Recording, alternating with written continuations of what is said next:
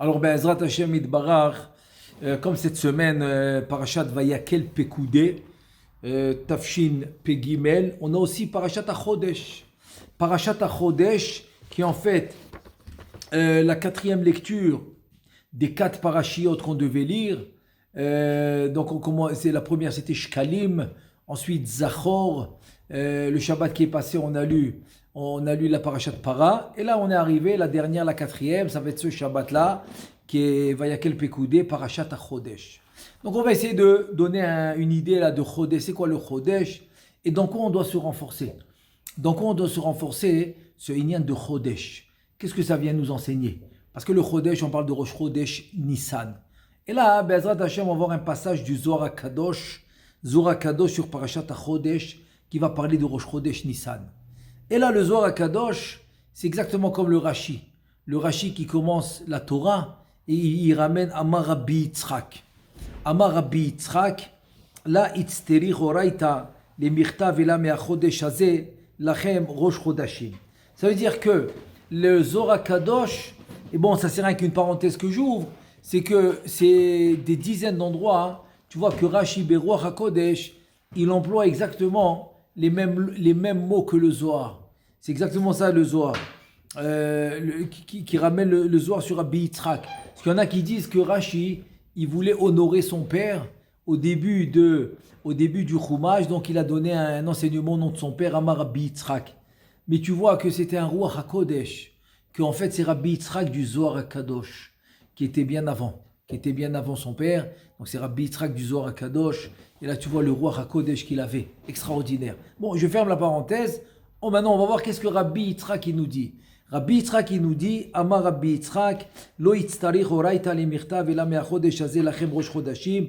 C'est-à-dire que la Torah, elle devait pas commencer de Bereshit, elle devait commencer de la première mitzvah de la Torah, qui s'appelle mitzvah Kiddush Achodesh. Le Kiddush Achodesh, c'est quoi? C'est que la Torah vient de dire que quand tu vas commencer à compter les mois de l'année, tu vas commencer à les compter de Nissan. C'est-à-dire le premier mois de l'année, selon la Torah, c'est Nissan. Le deuxième, c'est Iyar. Le troisième, c'est Tammuz, etc. Et aujourd'hui, on se trouve dans le mois de Hadar, qui est en fait le 12e.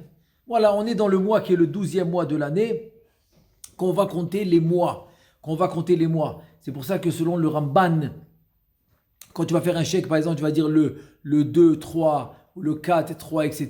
Tu vas parler de mars, et bien il te dit que non. Il te dit que vaut mieux marquer le mot mars. Parce que quand tu dis le troisième mois, en fait, tu fais allusion à qui? À Sivan. C'est le troisième mois de l'année. Donc c'est bien, c'est quelque chose de bien à faire attention. Comme ça, on s'habitue à compter les mois selon les mois de la Torah. Quand je dis le septième mois, donc je fais allusion directement à Tishrei, par exemple. Tishrei qui est le septième mois à partir de Nissan. Bon, ça serait bien de faire attention. Pardon? Rien à voir avec le mois de la naissance. Non, rien à voir. La naissance, c'est à partir de Rosh Hashanah. Rosh Hashanah, exactement. Exactement, parce que ça, c'est les mois, c'est quand il est né Adam Arishon. Donc, nous, on compte les années. Les années de l'homme, c'est par rapport à Adam Arishon quand il est né. C'est pour ça qu'on compte à partir de Tishrei. Mais les mois de l'année, ils vont commencer à Nissan. Donc, qu'est-ce qu'il nous dit Rabbi Yitzhak? Que la Torah devait commencer par cette mitzvah-là, qui est Rosh Chodashim. Et juste une parenthèse, je fais une parenthèse, Rosh Chodashim, la Gematria, c'est 863, Rosh Chodashim. Et c'est exactement la même Gematria que Gulgolet Nugba Rachel. Voilà. La Gulgolet, c'est qui est le Keter en fait de Rachel, qui ata bechod deze, metakni ma Gulgolet shel Nug de Rachel Kanoda, c'est-à-dire que maintenant dans ce mois-là, et on va commencer le partouf qui va s'appeler Rachel. Et pourquoi? Parce que l'année, elle est divisée en 6 mois et 6 mois. 6 mois qui vont commencer de Nissan jusqu'à Elul et 6 mois qui vont être de Tishrei jusqu'à Adar. Donc, on a le partouf Zavenouk, Kucha Berichu Shrinte. C'est-à-dire les mois masculins, ils vont commencer en Tishrei jusqu'à Adar. Et les mois féminins de la Nouk, ils vont commencer exactement en Nissan. Bon, ça c'est une parenthèse, et c'est pour ça que ça va être le Keter de Rachel, qui est le Partsouf Nouk d'Eza, de Malchut de Hatzilut. Alors on continue. Qu'est-ce qu'il nous dit Rabbi Yitzhak? C'est quoi la raison? C'est quoi la raison que la Torah doit commencer par cette mitzvah? Maïtama. Il te dit Mishum de Sheruta de Sihara Have. Il te dit parce que le début, la Itrachut de la Levana, Aïta Bitziad Mitzraim et Atralat Tikkun Ashrina. C'est-à-dire, il te dit qu'en fait, le début du Tikkun de Knesset Israël, la Shrina, de réparer la Shrina, le partsouf qui va s'appeler Shrina, que le 4e jour de la création, il lui a dit Lechi ou ma'ati et atzmech, va te rendre plus petit. C'est devenu la lune, donc le soleil et la lune, comme elle s'est rapetite, donc le début du tikkun. Et c'est la raison pour laquelle on est dans ce monde, parce que nos parents spirituels, c'est Avenouk, c'est Kucha Berichu Shrinte, c'est Akadosh Baruch Hu et la Shrina. Donc Kaviachol, la Shrina, elle est notre mère spirituelle qui a enfanté les Neshamot, parce qu'elle a enfanté Adam Arishon qui comprenait tous les Neshamot de Am Israël. Donc c'est notre mère spirituelle. Donc c'est pour ça que le tikkun, à nous qu'on doit faire dans ce monde, c'est par rapport à la Malchut. Et donc puisque la sortie d'Égypte, c'est pour réparer la Malchut. Pourquoi? Parce qu'avec la faute de Adam Arishon, il y a eu un dommage. Nifgema nishmato venifgemu kol haneshamot shayu klulot bo. Ça veut dire que la neshama de Adam Arishon, avec toutes les neshamot qui étaient inclus en lui, c'est en fait tous les neshamot de Am Israël, ont reçu un bgam qu'il faut réparer. Il te dit Vezman tikuna maya bedor amabul ou bedor apalaga ou bedor asdom. C'est-à-dire en deux mots, ça veut dire que la génération de Mitzraïm, en fait, la génération de Mitzraïm, c'était la 5e. Après la faute de Adam Arishon. C'est-à-dire la première génération qui a commencé à réparer Adam Arishon, tu as eu Dor Enoch, mais ils ont fait Avodazara. Donc ça a continué avec Dor Hamaboul, ensuite Dor Apalaga, ensuite Dor Sdom. Finalement, la 5e génération, c'est le Dor de Mitzraïm qui vont sortir d'Égypte pour recevoir la Torah. Donc c'est eux qui commencent le vrai tikkun de la Malchut, depuis la faute de Adam Arishon. Et donc, Ve'alda. Et sur ça, Rabbi Yitzhak il dit Oraita hava itzterich le mirtav me'acha dea bekucha berichu itkashar mila. Parce que la Torah, elle avait besoin de commencer de dire me'achodesh hazeh pour la itrachut. Et là maintenant, Bezrat Hashem, je pense qu'il y a une idée extraordinaire qu'on peut tirer de là. C'est-à-dire que maintenant, ce Shabbat où tu vas lire le parashat HaChodesh, en fait, qui est Chodesh Nissan, c'est comme tu vas devenir un nouveau-né. Tu vas naître à nouveau. Pourquoi? Parce que la création du monde, elle a commencé à Nissan dans les Neshamot. Dans les gouffres, dans le corps, donc Adam Arishon, il est né en Tishré. Mais la création du monde, vraiment, elle a commencé quand? Dans les Neshamot, elle a commencé en Nissan. Et c'est là que le Rashash, il vient et me dit que Rabbi Yoshua, Rabbi Eliezer, ils ne sont pas en marloquette. Quand Rabbi Yoshua, il te dit que le monde a été créé en Nissan, et que Rabbi Eliezer, il te dit, il te dit que le monde a été créé en Tishré, ça ne veut pas dire que Rabbi Yoshua, il faisait Rosh Hashanah en Nissan. Pas du tout. Pas du tout. On n'a pas vu ça dans la Gemara ni rien. Que selon Ba'atar des Rabbi Yoshua, dans l'endroit de Rabbi Yoshua, il faisait Rosh Hashanah à Nissan. Pas du tout. Lui aussi, il faisait à Tishré. Donc, qu'est-ce que ça veut dire que le monde a été créé en Nissan? Donc, le Rashash, il explique. Rabbi Yoshua, il part des Neshamot. Et Rabbi Eliezer, il part des Goufim, des corps. Donc, dans les Neshamot, le monde a été créé. Dans les Neshamot, le monde a été créé en Nissan. Et dans les corps, il a été créé en Tishré. C'est pour ça que Yom Hadin, c'est le corps, c'est ce qui va se passer pendant l'année, etc. C'est Tishré. Mais dans les Neshamot, le Rosh Hashanah dans les Neshamot, c'est Nissan.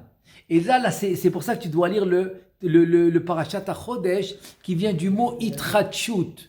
Itrachut, tu peux te renouveler, tu peux te rendre à zéro. Te remettre à zéro, c'est-à-dire te faire un renouvellement. Et avant d'élaborer cette idée, je veux juste dire un chidouche extraordinaire que Yetziat Mitzrayim Na'asu Israël Chadashim. Tu as compris? De la même manière qu'à la sortie d'Égypte, qui était en Nissan, Am Israël ont été un nouveau peuple. Ils se sont fait Chadashim, nouveau. Kebriya Chadasha, comme un nouveau-né. Mishum, shekiliblu alatzmam ol Torah ou mitzvot, parce qu'ils ont reçu sur lui, ils ont reçu sur eux le joug de la Torah et des mitzvot. Veger shinit gay. Et c'est comme un guerre. Un guerre qui va se convertir, c'est comme un nouveau-né. Ça devient un nouveau-né. Et ça qui dit que Yitrachudzo, chez Kabbalatam, Ata Bitziad Mitzrayim, Ishelachem Bilvad, Kichidou. Ça veut dire que quoi?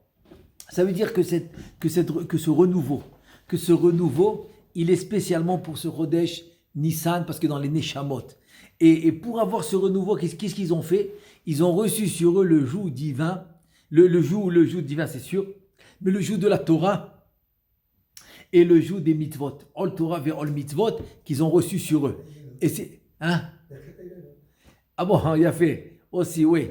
Aussi, tu veux dire, c'est pour ça qu'on fait Birkat Elanot, c'est vrai, parce que dans Birkat Elanot, il dit le Hari, il y a tous les Nitzotzot Akdusha.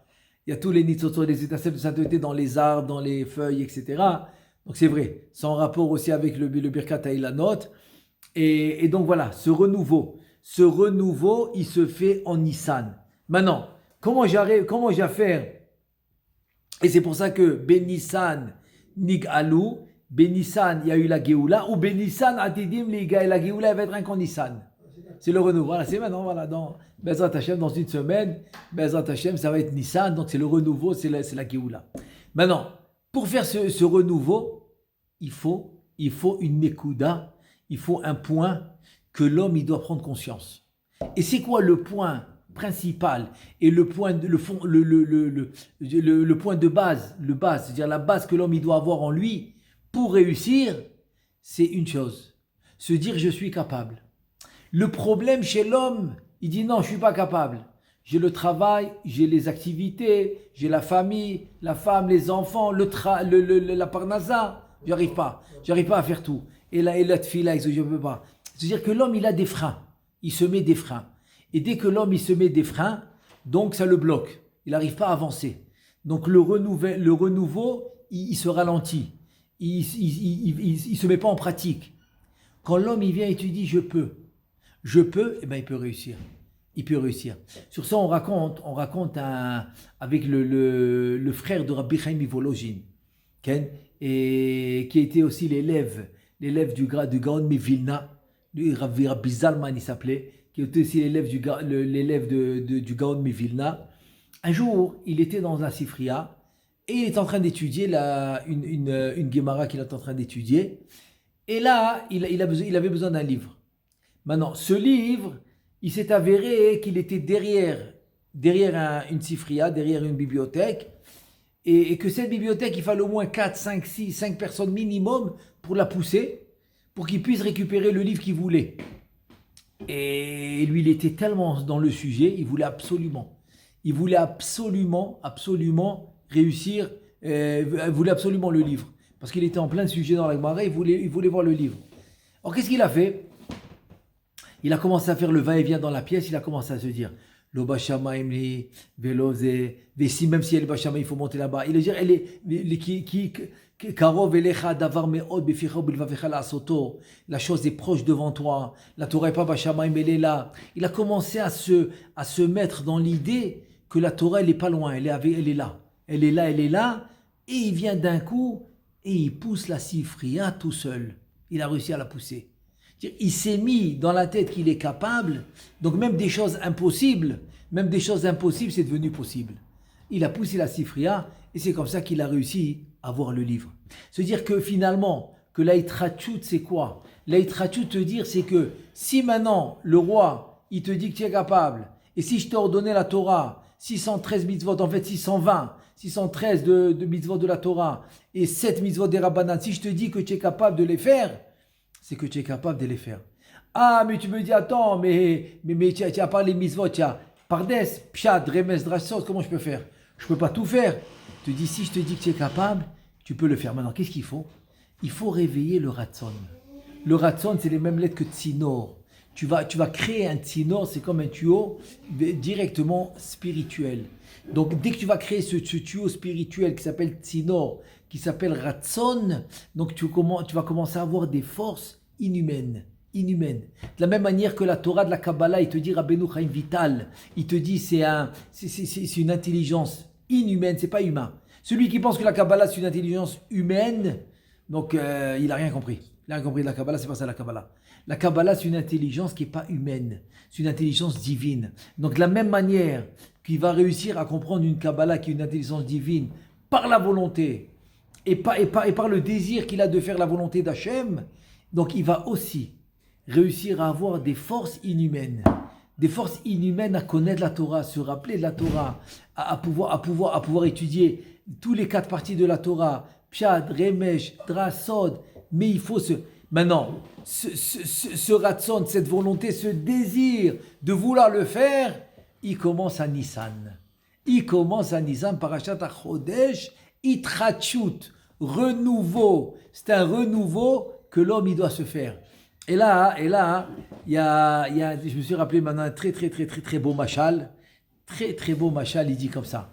Il dit qu'il y avait un roi. Il y avait un roi une fois. Il voulait marier sa fille.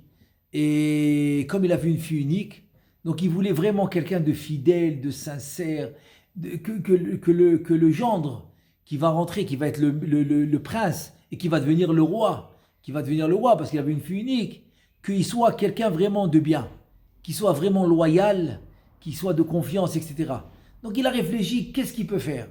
Qu'est-ce qu'il peut faire pour avoir vraiment quelqu'un de confiance, de loyal, etc. Il a décidé de faire un concours. Et c'est quoi le concours? C'est de grimper une montagne très difficile à grimper.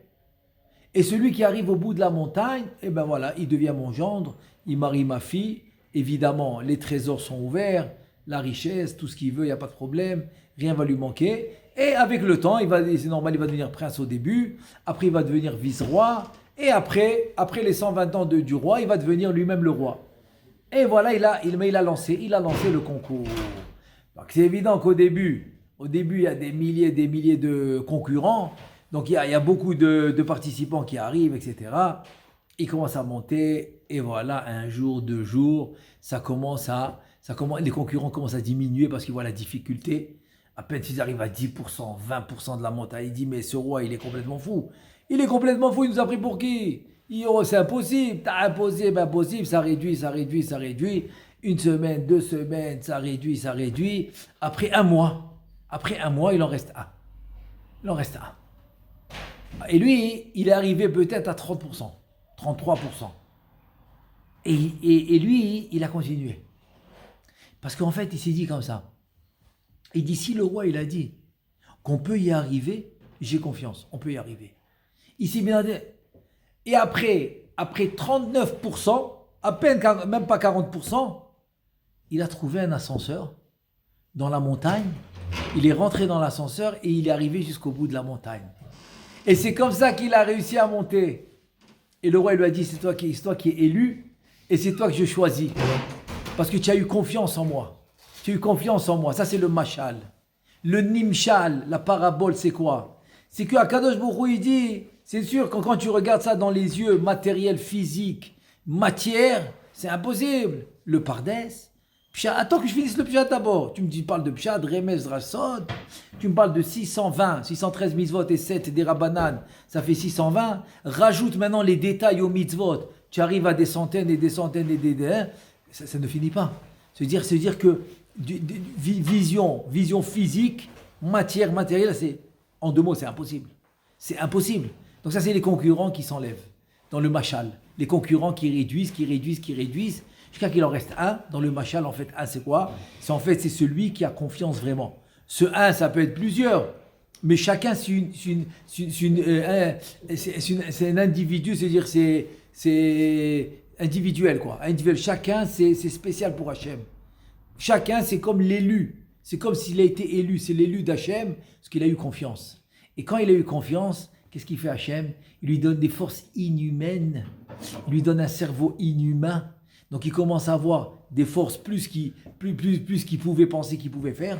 Donc il va réussir à faire plus et comprendre plus qu'il peut comprendre grâce à ce Siata d'Ishmaïa, cette lumière spirituelle qui va l'aider aussi à comprendre. Je donne un exemple aussi, je ne parle pas au temps du désert, bon, il n'y a même pas à parler, ils ont mangé la manne, ils ont bu du Be'er Miriam, ils se rappelaient de toute la Torah, très bien. Mais je te parle de ça 450 ans, quand il n'y avait pas la manne. À Tzfat, Rabbeinu Arizal, il a donné à boire à Rabbeinu Chaim Vital un verre. Dans toute sa vie, un verre du Ber Miriam. Il a pris dans un bateau à Tveria, dans le lac de la Kinneret. Il est parti en bateau jusqu'à qu'il a trouvé, il a dit voilà, le Ber Miriam, il est là. Il lui a rempli un verre, il a fait boire un verre. Un verre, regarde ce que ça lui a donné. Ça lui a donné de la mémoire, ça lui a donné à étudier. Donc, et donc, un verre de Ber Miriam toute sa vie, c'est toute la Torah qui nous a transmis du Harizal, Rabbeinu Chaim Vital, qui a bu ce verre-là. C'est lui qui a bu ce verre. C'est-à-dire que la Siyata d'Ishmaïa arrive à n'importe quel moment. Ça peut arriver. Maintenant, tu peux aller au robinet, remplir un verre, ça peut être un verre comme ça aussi. Tu ne peux pas savoir. Ah, bien sûr, c'est écrit que tous les samedis soirs, tu as cette possibilité. C'est pour ça que tous les samedis soirs, c'est bien d'aller dans le robinet, remplir un verre d'eau. On ne sait jamais. Peut-être qu'on aura cette possibilité d'avoir ce Ber Miriam. C'est une possibilité. Donc, il ne manque pas des possibilités à Kadosh Baruch Hu pour te faire réussir. Ça, c'est l'Aïtrachut. L'Aïtrachut, c'est quoi? Fais confiance en Hachem. Mais fais-lui confiance à 100%. Et c'est pour ça qu'il dit Bechol levavecha, Bechol nafshecha ou Bechol meodecha. Avec tous tes cœurs, avec toute ta volonté. C'est-à-dire même, c'est pour ça qu'il te dit pour une mitzvah, l'ota aser chas shalom, pour une mitzvah il te dit même si chas shalom il perd tout son argent, mais il fait une mitzvah, il faut le faire. C'est bechol nafshecha, bechol meodecha, bechol levavecha. C'est-à-dire, il faut que l'homme il a confiance à 100%. Et ça c'est la itrachut. Ça c'est la itrachut qu'on demande à l'homme à faire. Et ça c'est parashat HaChodesh. Donc finalement, Parashat HaChodesh, c'est avoir cette itrachut et là vraiment arriver à réussir. Ça beaucoup de personnes qui ont tenu. Pour finir, je vais donner un exemple que jusqu'à aujourd'hui on profite de ça. Jusqu'à maintenant on profite. Si je vous pose la question, celui qui a inventé l'électricité, combien d'essais il a fait avant que ça marche? Combien? Tu n'as aucune idée. 1000. C'est-à-dire au 1000e essai, il a réussi. Attends. Il a fait 100, 200, ça n'a pas marché, ça y est. Il a fait 999 essais, ça n'a pas marché. Alors abandonne. Il n'a pas abandonné. Il a continué. Et au millième, c'est-à-dire à l'essai 1000, ça a réussi. Jusqu'à aujourd'hui, on profite de cette invention qui est l'électricité. Tout le monde entier en profite. Imagine-toi, il avait renoncé. Eh bien, on ne l'aurait pas eu. Tu as compris? C'est-à-dire qu'en fait, la itrachut, c'est de savoir qu'il n'y a pas à renoncer. On est là, on le fait à 100%. Bon, pour finir, je me suis rappelé maintenant encore une vraie histoire. Il y en a, il a ouvert une compagnie de gâteaux, mais un truc mondial, quoi. Mondial qui s'est vendu des millions. Et à quel âge il a fait ça? À 60 et quelques. Alors tous les journalistes interviewent, à 70 il était archi-millionnaire quoi, à 70, en 3 ans parce que ça s'est vendu mondialement, etc. Donc à 70 ans, interview, qu'est-ce qui s'est passé? Où tu étais jusqu'à aujourd'hui? Où tu étais? Il dit, jusqu'à aujourd'hui j'ai essayé de le mettre en marché, ça n'a pas marché. Ça veut dire jusqu'à l'âge de 67 ans, il n'a pas lâché. Et à un certain moment, sa femme elle lui dit à 50 ans, elle lui dit, ça y arrête. Il dit non, je crois à mon produit, j'y crois. Et ça va marcher. Il y croyait à son produit, ça a marché. À 67 ans. Donc à 70, il est archi-millionnaire. Voilà. C'est-à-dire, pour te dire, en 2 mots, c'est comme ça. On a confiance, c'est ça, Ne'eman. On a confiance au Créateur qui nous a demandé de faire ce qu'il doit faire. Et aussi, on croit et on a confiance à notre produit. Notre produit qui est la Torah et les mitzvot, on a confiance.